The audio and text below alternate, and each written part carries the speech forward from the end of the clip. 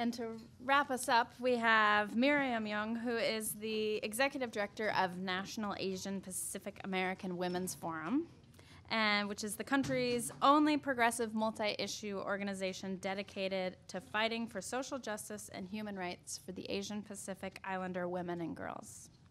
And the little anecdote Miriam told me when we were speaking on the phone was that her parents wanted her to become a doctor, and have always been a little disappointed that she didn't become one.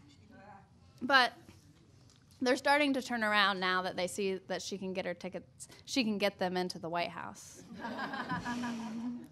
So Miriam is an inspiration for all of us to follow our passions and speak that truth to power, and eventually people will understand and appreciate our work for that myriad of reasons. Even our parents. That's right. Hi, everyone. Thank you.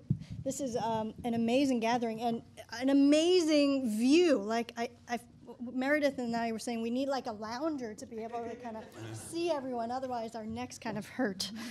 So I'll just look at you this whole time. No.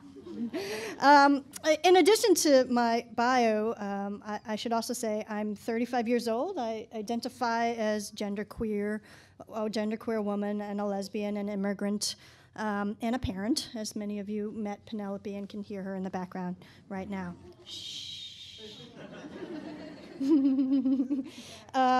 And so, I've done a lot of self-disclosure this weekend, and it's the kind of end of the Sunday panel, so I figured I might invite you all to do a little self-disclosure as well. So if you can stand and feel like standing, please stand along with me, or if you can't stand or don't feel like standing, raise your hand, all right? So raise your hand or stand if you thought you were going to grow up to be an astronaut too.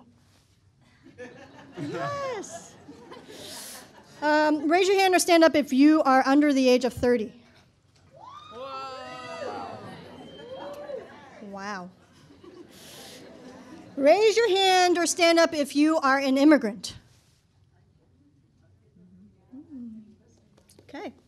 Yahoo! Yeah. Liza and I like, yeah. Raise your hand if you didn't grow up in a city. Okay. Raise your hand if you identify as a person of color. Okay. You can stand up, that's fine. Yeah. Raise your hand if you grew up in subsidized housing. Okay. Raise your hand if you are lesbian, gay, bisexual, transgender, or queer.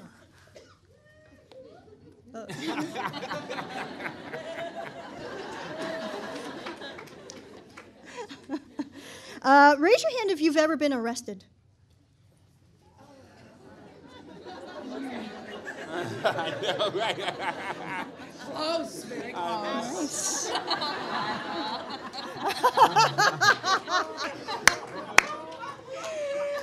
Ask Liza what she did last night.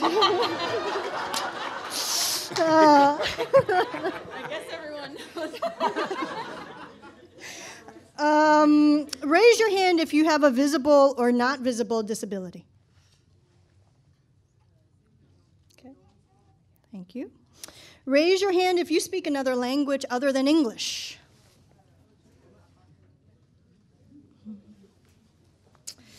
Raise your hand if you sometimes get so frustrated you think about going out and breaking stuff.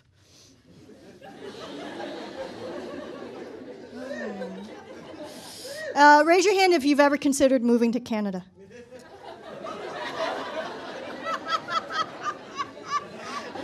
All right, thank you. That makes me feel much better. Yeah, see? You're not crazy. Well, thank you for that. This is a really friendly room to all these thoughts that I've been having as well.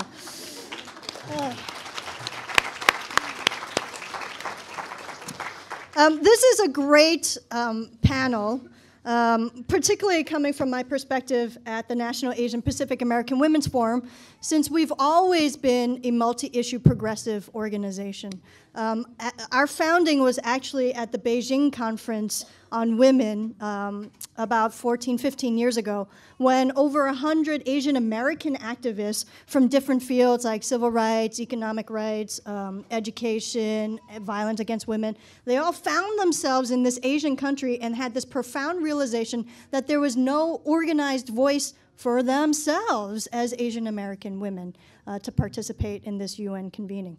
So they vowed to come back the year following so that they could start this organization, which became the National Asian Pacific American Women's Forum, to have that organized voice for Asian Pacific Islander women. Not because there are so many of us, right? Like, because the realities are that there are not that so many of us, Asian Pacific Islander women, but because we too have a specific story to tell and a specific frame to give and a perspective that is valuable to social justice and progressive movements.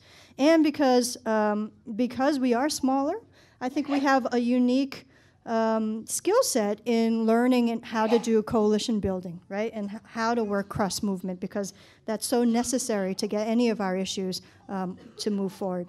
So that's where we are, and that's where I am, and that's where we come from. You know, I really am appreciating this kind of overlay of the discussion of the Tea Party and the populist right movement.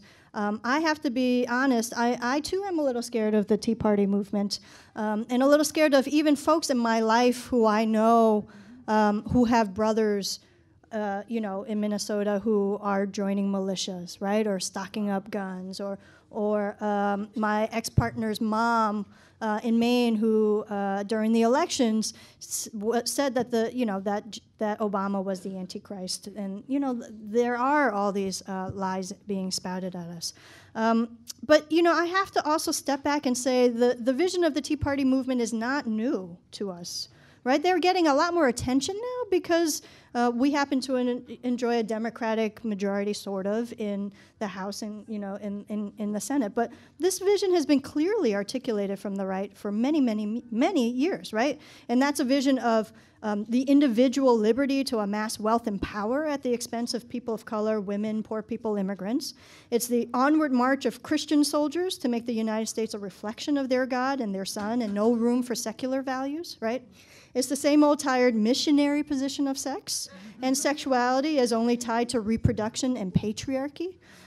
It's of world domination and colonialism. It's of closing our borders, and it's of letting or encouraging the weak to die off and disappear, right? Like, we've known this because we've been living this. This is the same battle we've been fighting, so don't be too scared, right? We know this enemy really well. Instead, what I think we should do is be scary. I'm serious. Because they spouted and grew as a reaction to us.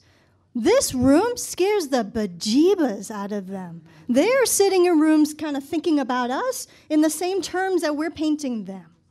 So let's be a little more scary, right? Because actually, frankly, what we stand for should scare them. It directly counters that worldview which I just kind of elucidated, right? This idea that sex, and particularly women's sexual pleasure and sexuality that is not tied to reproduction, scares the shit out of them. So what? Let's have more sex.